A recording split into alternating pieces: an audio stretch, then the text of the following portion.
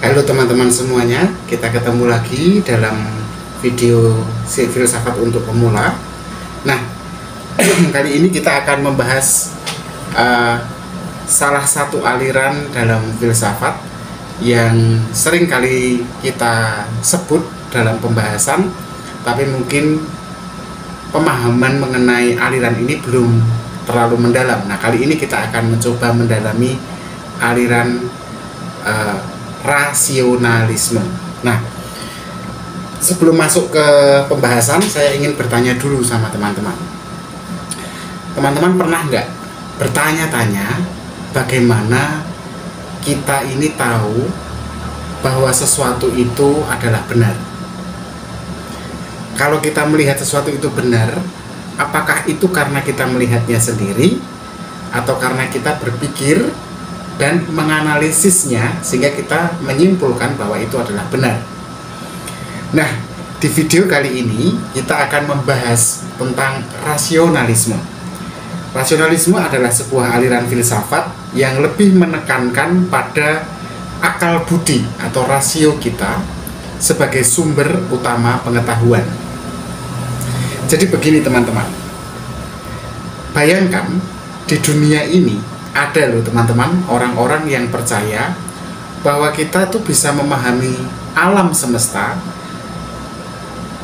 bahkan sebelum kita melihatnya, alias hanya dengan menggunakan pikiran kita tanpa harus mengandalkan pengalaman, mengandalkan melihat sendiri, mendengar sendiri, merasakan sendiri, tapi kita bisa memahaminya hanya dengan rasio. Menarik itu kan? Nah, mari kita mulai perjalanan kita ke dunia rasionalisme itu sendiri. Nah teman-teman, sebenarnya kata rasionalisme itu dari kata dasarnya kita sudah tahu ya, rasio. Rasio adalah akal budi atau logika. Filsafat rasionalisme muncul sebenarnya dengan ide dasar bahwa akal kita ini adalah alat terpenting untuk memahami kebenaran. Para pemikir rasionalis itu percaya bahwa ada pengetahuan yang bisa kita dapatkan tanpa pengalaman indrawi kita tadi, melihat, mendengar, ya, mencium, gitu ya.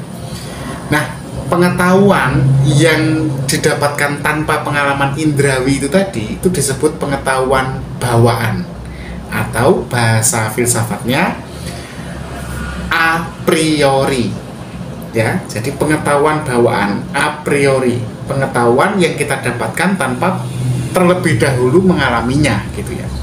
Nah, untuk memperjelas seperti ini contohnya. Misalnya, apakah teman-teman pernah memikirkan soal matematika? Misalnya ya, kita tahu bahwa 2 tambah 2 itu sama dengan 4, tanpa kita harus mencoba menghitung apel jumlahnya 4, ada 2 apel ditambah 2 apel sama dengan 4. Tanpa kita melihat apel dan menyentuh apel itu, kita kan sebenarnya sudah tahu bahwa 2 tambah 2 sama dengan 4.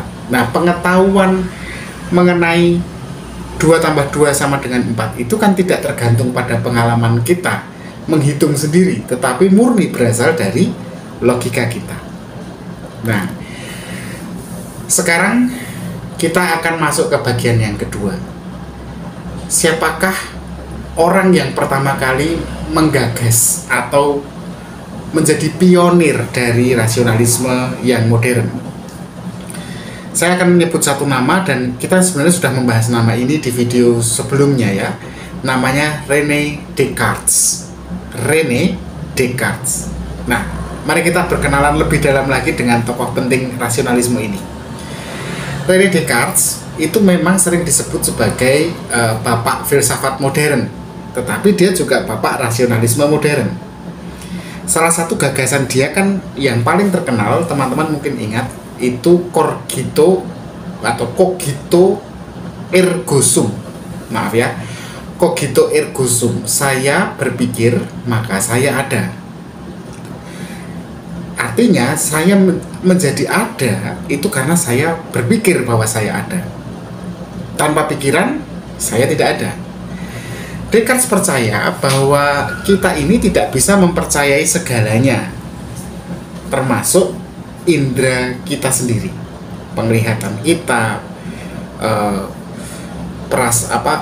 pendengaran kita, penciuman kita, pengecapan kita, itu kita tidak bisa mempercayainya karena akan mungkin terjadi bias. Misalnya begini, pernah nggak teman-teman ya itu merasa melihat sesuatu dan merasa bahwa aku melihat itu sebuah air di padang gurun, padahal itu hanyalah ilusi gitu ya. Nah, Descartes menyadari bahwa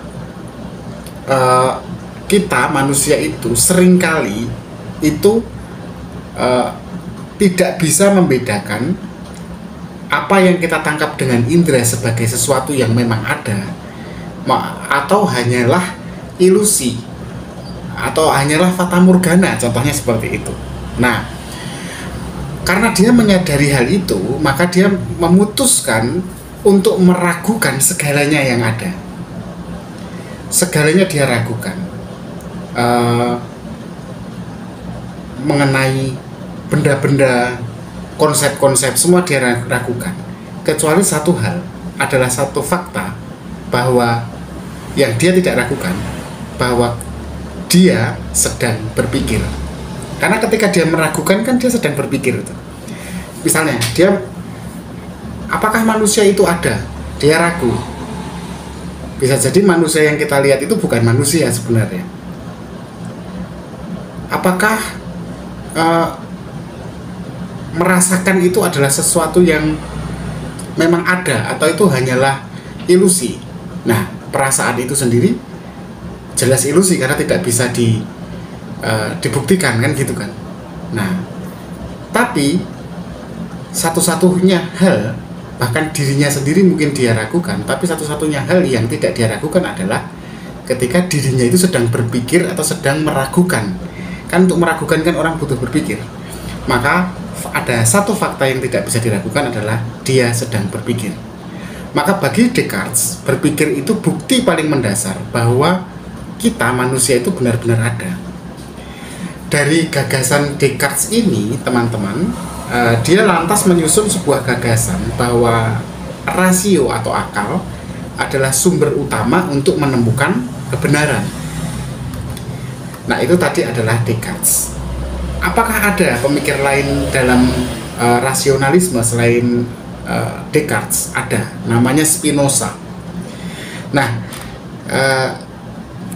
kita sudah membahasnya di video sebelumnya juga ya teman-teman, tapi mari kita bahas kembali. Jadi kita punya juga seorang tokoh rasionalis bernama Baruch Spinoza.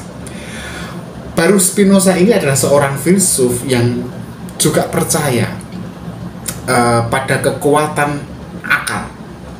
Bedanya begini, Spinoza itu punya pendekatan yang unik. Dia melihat bahwa seluruh alam semesta ini seperti satu kesatuan yang rasional.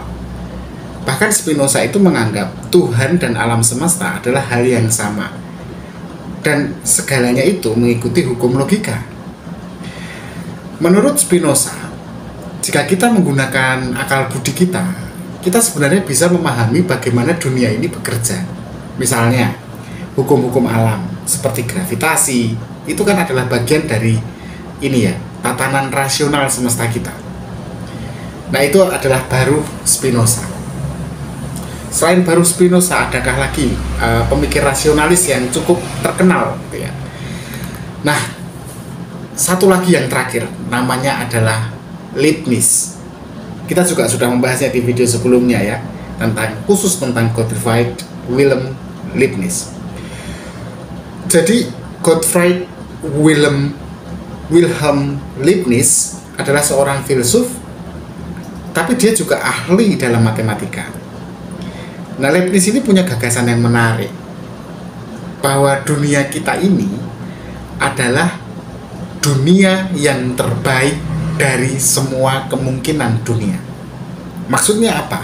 Jadi begini, menurut Leibniz, Tuhan sebagai makhluk yang sempurna kan pasti menciptakan dunia yang paling sempurna juga. Dalam artian dunia yang sempurna itu adalah dunia yang paling logis dan paling baik. Dengan akal budi kita itu sebenarnya bisa menemukan alasan logis di balik segala sesuatu yang ada di dunia ini, karena memang dunia ini diciptakan Tuhan sempurna. Sempurna dalam artian ini, definisi Leibniz adalah logis dan baik. Nah, Leibniz ini terkenal juga dengan ide dia yang lain tentang monad. Monad itu semacam partikel metafisik yang membentuk alam semesta, gitu ya, monad, yang nanti ada hubungannya dengan atom dan sebagainya. Gitu. Silahkan lihat di video Gottfried Wilhelm Leibniz. Nah, kita sudah melihat ya beberapa tokoh rasionalisme. Jadi pertanyaannya kan sekarang, Sanaha, kenapa ini kita bahas? Apa pentingnya rasionalisme itu? Baik, jawaban saya begini, teman-teman. Rasionalisme itu mengajarkan kita untuk tidak hanya bergantung pada apa yang kita lihat, tidak hanya semata percaya pada apa yang kita rasakan, tetapi juga kita harus berpikir secara mendalam.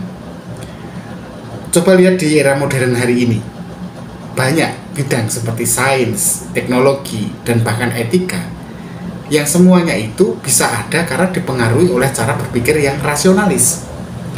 Misalnya ketika kita memecahkan masalah di tempat kerja atau di kampus atau di organisasi, atau bahkan memutuskan suatu keputusan yang besar dalam hidup kita, apakah kita akan menikah atau tidak, pacaran atau tidak, kuliah atau tidak, jurusan mana yang kita pilih. Nah, dalam konteks keseharian pun kan kita sering menggunakan logika dan akal.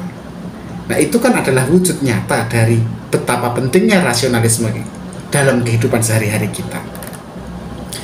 Nah, baiklah teman-teman, saya pikir cukup pembahasan kita mengenai rasionalisme. Satu hal yang pasti, rasionalisme ini, aliran ini mengingatkan kita bahwa akal budi adalah alat yang luar biasa loh teman-teman. Karena dengan berpikir secara logis, kita bisa memahami dunia kita dengan cara yang sebenarnya lebih mendalam daripada hanya sekedar sensasi penglihatan, sensasi yang kita tangkap dari apa yang kita rasakan atau kita tangkap dari inderawi pikiran kita, pendengaran kita gitu. Kita tidak hanya sekedar menilai baik atau buruk, tetapi memikirkannya juga secara mendalam untuk menemukan makna dari apa yang kita tangkap lewat inderawi kita. Nah, jadi pertanyaannya kan adalah kapan terakhir kali teman-teman menggunakan pikiran, akal budi untuk memecahkan masalah? Jangan-jangan selama ini masalah hanya diselesaikan secara emosional, tidak dipikirkan terlebih dahulu. Silahkan bagikan di kolom komentar tentang pengalaman teman-teman menggunakan logika dalam kehidupan sehari-hari. Pasti akan berguna untuk sharing kita. Terima kasih.